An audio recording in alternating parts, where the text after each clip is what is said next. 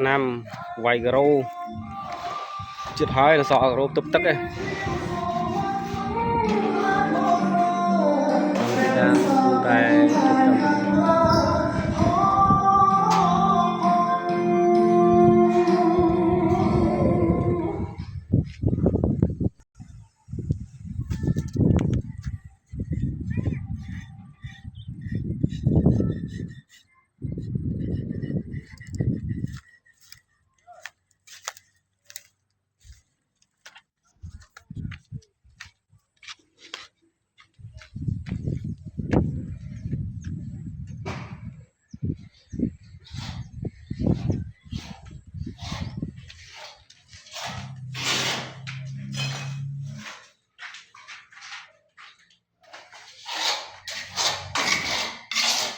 ngoài bữa crom trên thì mà crom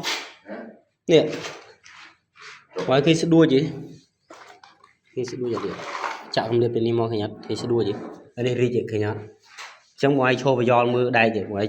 nhìn mà cho này thế này mà cho này khi đua lên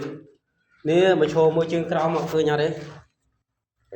là ngày chẳng tiền như mọi smart mà giòn mưa trống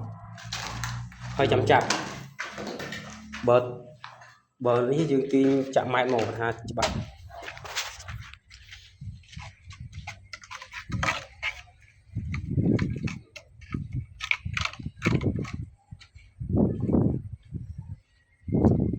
bò pring cũng đặt kia trên mò cao về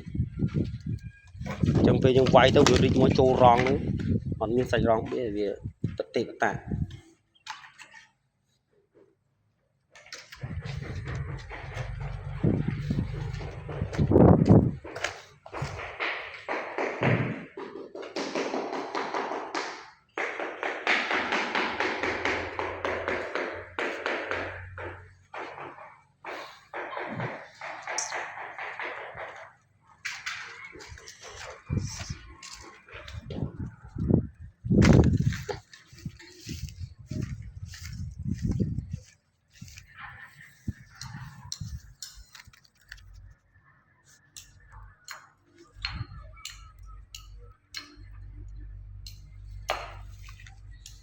hỏi ơi